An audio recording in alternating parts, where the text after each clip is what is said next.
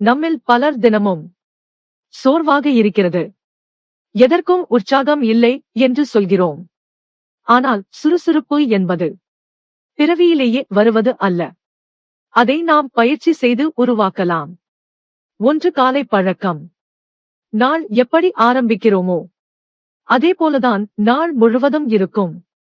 அதனால் காலையில் சற்றே சீக்கிரம் எழுங்கள். ஆழமாக சுவாசியுங்கள்.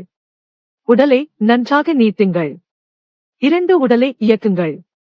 உடல் இயக்கம் இல்லாமல் சுறுசுறுப்பு வராது. நடை, ஓட்டம், எளிய உடற்பயிற்சி, ஈவன் 15 நிமிடம் போதும். உடல் நகர்ந்தால் மனமும் நகரும். 3 உணவு பழக்கம். சுறுசுறுப்புக்கு உணவு மிக முக்கியம். அதிக எண்ணெய், அதிக சர்க்கரை உணவுகள் உடலை சோர்வாக்கும். பழங்கள், காய்கறிகள், தண்ணீர் அதிகம் குடியுங்கள். 4 மன உற்சாகம். மனம் சோர்ந்தால் உடல் தானாகவே சோர்ந்துவிடும். நான் முடியும், நான் சுறுசுறுப்பாக இருக்க முடியும் என்று தினமும் உங்களுக்கே சொல்லிக் கொள்ளுங்கள். 5 நேர மேலாண்மை.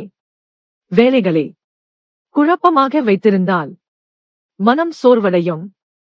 செய்ய வேண்டியதை ஒன்றன் பின் ஒன்றாக செய்யுங்கள்.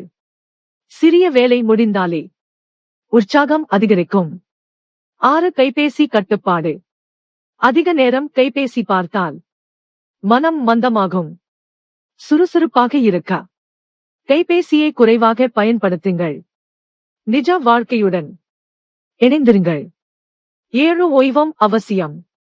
எப்போதும் ஓடிக்கொண்டே இருந்தால் சோர்வுதான் வரும்.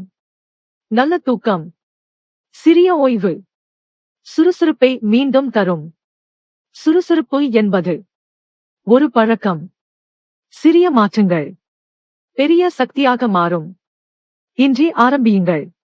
நாளை நீங்கள் மிகவும் சுறுசுறுப்பான மனிதராக இருப்பீர்கள்.